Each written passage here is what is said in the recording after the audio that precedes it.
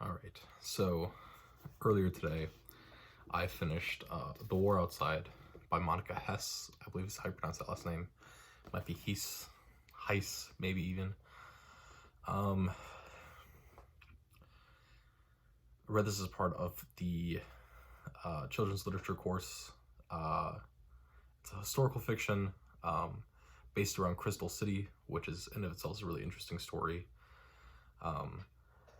Crystal City is, I believe, the only internment camp in the United States of America that housed both Japanese Americans and German Americans within the same area. So that was that. In of itself, it's just a really interesting idea for a story, I think. However, I have never read a story that is more let down by its ending. In my personal opinion of books and everything, because it's not even that it's like that it's a bad ending. It's just a meh ending. Because like even if like we're aware at the very beginning that the ending is not going to be happy. It's like one of the very first things that really kind of gets shown is that at the end of this, people aren't going to be happy. It's not even that it's like an upsetting ending. It's just an ending that is just so meh. Yeah, because I think up until the first like 80% of this book is like a solid 7.5 book, which is really, really great.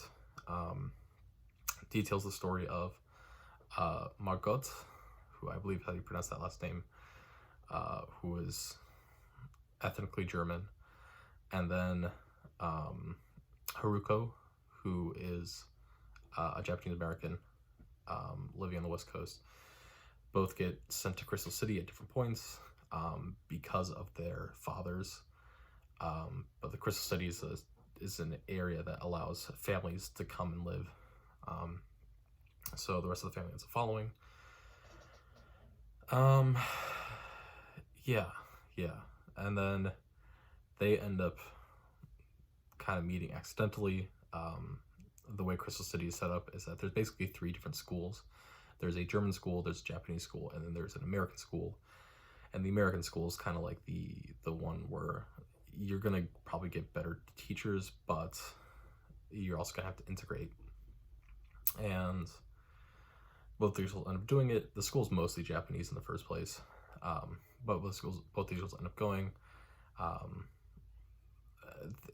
There's definitely a romantic interest burgeoning, things like that. Which is why I think the ending is just so meh. Because like it's not even like an angry ending, right? Like if this was like an ending to like intentionally get the reader like upset and like subvert expectations, I would be fine with that. But I don't think it does it well if that's what the book is trying to do. So just kind of which is saddening because other than the last 15% of the book, I think it's a really great story. What I'm going to talk about the ending of the book from this point on, for the most part, my how I think it's supposed to be, like what it's trying to show. So that's that. If you want to read the book, please go read the book before, but I'm going to talk about the ending now.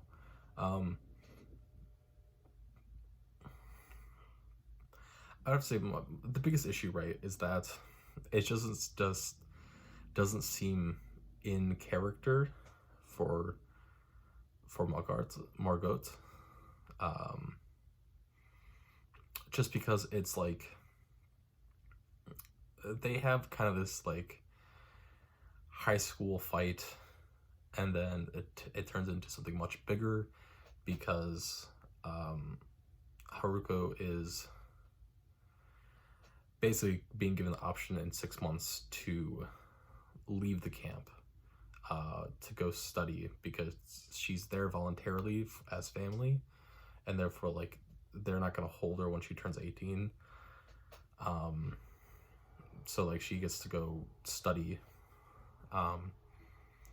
Margot's would have had the same option. However, Margot's family is being repatriated, which means that they're being sent to Germany voluntarily. That is what Margot's parents have decided. But Margot is trying to get out of that any way possible, which then leads to this whole thing of, even if Margot tries to find a way to stay, eventually she's gonna be left anyway. It leads in this weird fight, which eventually escalates into a much larger issue. And at that point, what I believe was trying to happen there is Haruko is trying to make herself feel better about the fact that people are leaving and that Margot is leaving, and that she'll be leaving eventually too. And it basically says like this entire friendship has been a sham and nothing about it was real, and there was nothing ever happening between them, things like that, which of course destroys Margot. They kind of leave it at that, and then fast forward to later that night, Haruko's family gets told that they're being repatriated that night, or the next day, or like 2 days from now, whatever it was. And it's because the German side had been basically getting in supplies. I was making a grain distillery, but it's effectively a bomb, and they've been storing it in a shed that Haruko's father happens to have a key for as a foreman. So like there's this really weird, complicated issue in which there's a girl that dies from drowning, and the father, who's also the leader of the Nazi party in this area, or in the camp, wants revenge on the doctor who stopped giving CPR. Doctor happens to be Haruko's mother. Margot hears about this because she's on the German side of camp, goes to the camp director, and it's like, hey, she's thinking that I'm going to put the blame on Haruko's family, because I know that Haruko's father has a key to the shed where all the supplies is, and then they're gonna get shipped out, and so I'm gonna do that to protect the Haruko's family and Haruko herself. And great idea, wonderful idea, because initially Margot is also supposed to be on this repatriation, and on this boat that's gonna stop at Germany and then stop in Japan afterwards. And it's this great idea of where you think what's gonna happen is that they've had this fight, there's gonna be this initial anger and frustration that's going to resolve over the weeks in which they're going to be going from Texas to New York, and then having to stay in New York and things like that. I think there's going to be like a nice resolution at the end of where like the two cultures are kind of coming together, but they have to get separated again because there's whole repatriation, they're going separate ways and things like that. Oh no. Margot offers her family seat on the train. So like it's like, and it just seems so out of character on Margot. It just doesn't make sense, I don't think.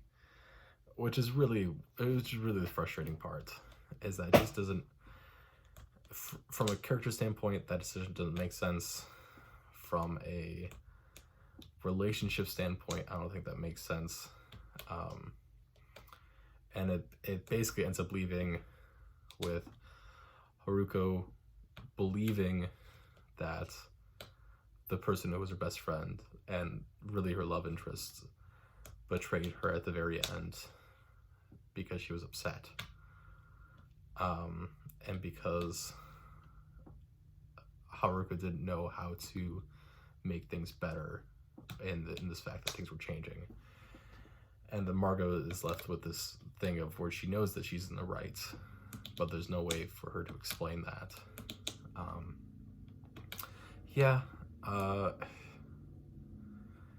Weird stuff. I thought it was a great book up until the very, very end, which was so sad. I'm so saddened by it.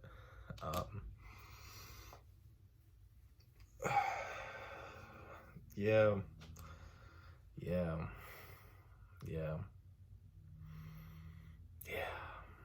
I'm just so saddened by the book.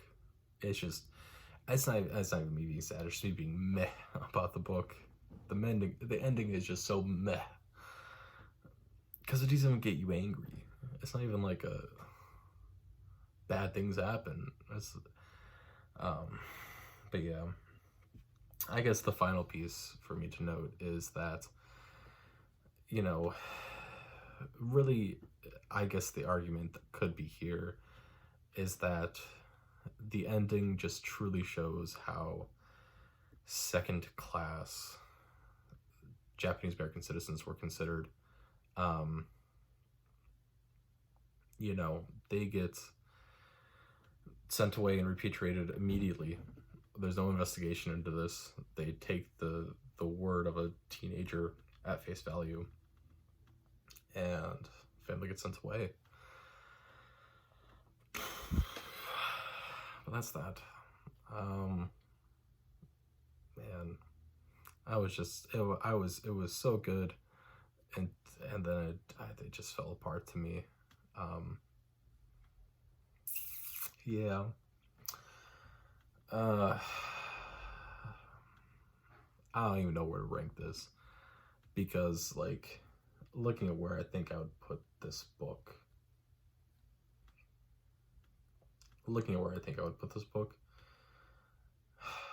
I really got to think about how I organize these shelves, because I don't know if there's a good place for this right now. But I would probably I might actually read good old Charlotte's book before I read this again, because it's so upsetting.